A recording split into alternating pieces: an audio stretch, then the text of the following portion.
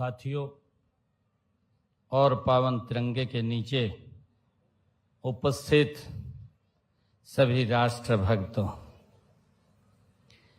आज सुबह की इस वेला में भारत अपने गणतंत्रता की गौरवशाली यात्रा के 77वें वर्ष में प्रवेश कर रहा है।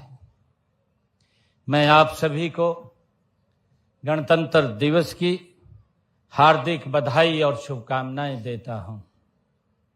मैं राष्ट्र की सीमाओं के सजग प्रहरियों को भी गणतंत्र दिवस की हार्दिक बधाई देता हूं।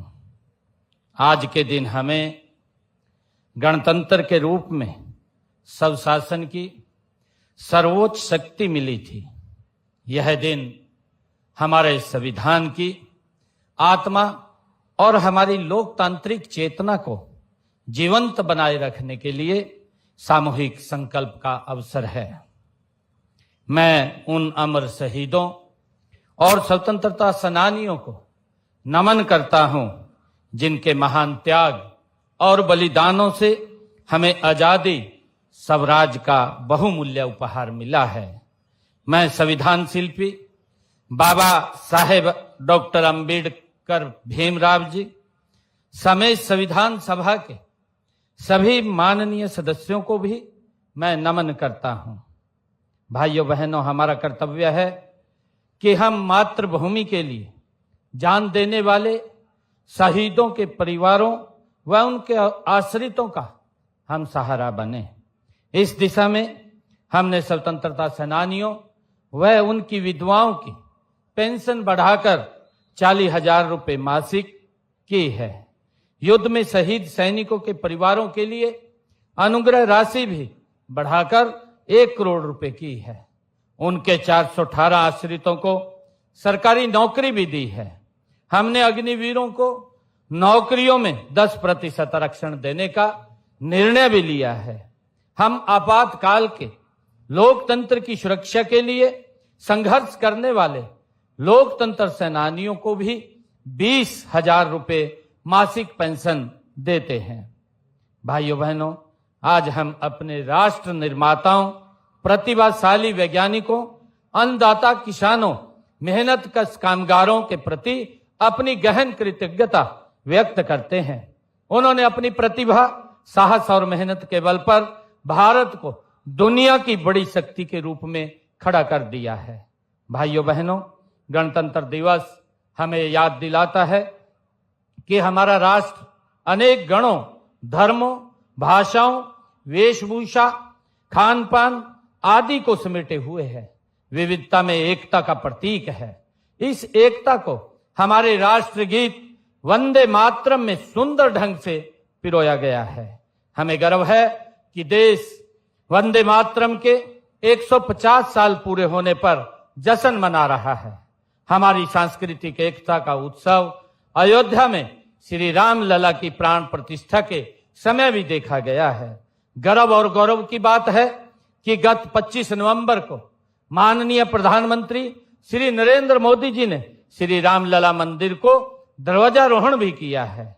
भाइयों बहनों, आज जब हम गणतंत्र दिवस मना रहे हैं तो हमें याद रखना चाहिए कि गणतंत्र का अर्थ केवल चुनाव कराना और सरकार बनाना नहीं है।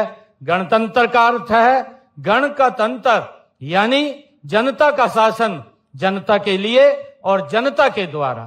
किसी कवि ने सही ही कहा है, सत्ता नहीं सेवा करें, यही गणतंत्र का सार है। संविधान से मजबूत हुआ लोकतंत्र का आधार है। भाइयों बहनों, आज मुझे यह कहते हुए गर्व हो रहा है कि इसी मूल मंत्र को लेकर देश के यशस्वी प्रधानमंत्री श्री नरेंद्र मोदी जी के विकसित भारत के संकल्प को पूरा करने के लिए गति से आगे बढ़ रहा है।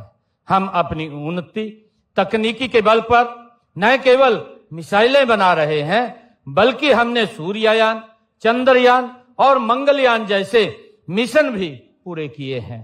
भाइयों बहनों, मई 2025 में ऑपरेशन सिंदूर के दौरान भी दुनिया ने हमारी स्वदेशी तकनीक और हथियारों की ताकत देखी है।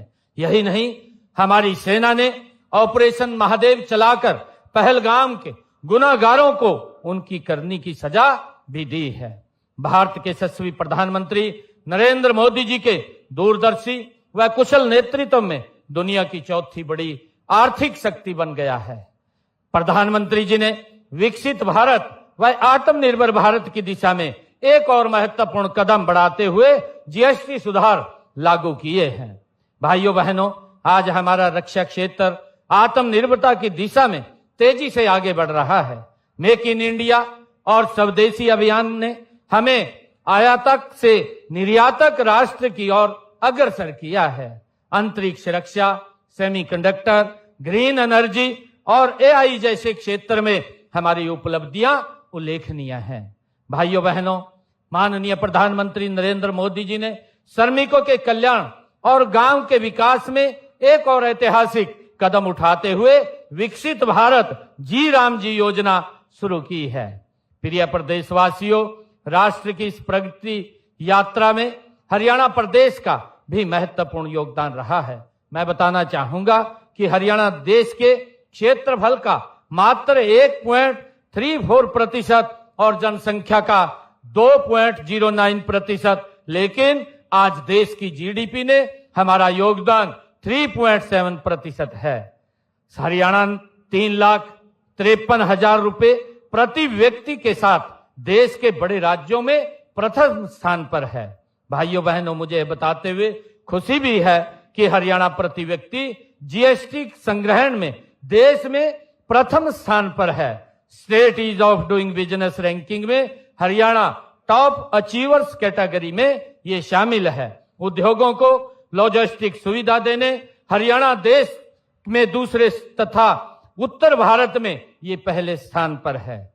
साथियों, हरियाणा ओलंपिक व अन्य अंतर्राष्ट्रीय खेल प्रतियोगिताओं में सर्वाधिक पदक जीतने वाला राज्य है। भाइयों बहनों, मुझे गर्व है कि आज गुरु द्रोण की नगरी गुरुग्राम में ध्वजारोहण का अवसर मुझे मिला है। मुख्यमंत्री के रूप में गणतंत्र दिवस पर ध्वजारोहण का यह मेरा दूसरा अवसर है। गुरुग्राम वह शहर है जहां गुरु द्रोणाचार्य की शिक्षा और आधुनिक तकनीक का ये मेल होता है। यहाँ की गगनचुंबी इमारतें, 250 से अधिक फॉर्च्यूनर कंपनियां और यहाँ का स्टार्टअप इकोसिस्टम इस बात का प्रमाण है कि यदि सही नीति और नियत हो तो हम क्या कुछ हासिल नहीं कर सकते हैं। यह प्रमुख कंपनियां आईटी, बीपीओ स्टार्टअप्स और ऑटोमोबाइल इंडस्ट्री का घर हैं। यह सब आपकी कड़ी मेहनत का ये परिणाम है। इसके लिए मैं सभी गुरुग्राम वासियों को हार्दिक बधाई देता हूं। गणतंत्र का यह पर्व हमारे अतीत को याद करने के साथ साथ हमारे वर्तमान और भविष्य की उस सुनहरी तस्वीर को भी देखने का है जिसने हमें सबने मिलकर पिछले 11 वर्षों में ये गढ़ा है। साथियों, हम सब जानते हैं कि दशकों तक सत्ताएं बदली लेकिन व्यवस्थाएं नहीं बदली। आम व्यक्ति सरकारी दफ्तरों के चक्कर काटता रहता था, भेदभाव का शिकार होता था, जनता से वोट लेने के लिए झूठे वायदे किए जाते थे जिन्हें कभी भी पूरा नहीं किया गया। लेकिन हमारी कथनी और करनी में कोई अंतर नहीं है। हमने गत विधानसभा चुनाव के दौरान अपने संकल्प पत्र में 217 संकल्प लिए थे। उनमें से 54 संकल्प हमने पिछले 1 साल में ही पूरा कर लिया है और 163 पर काम जारी है।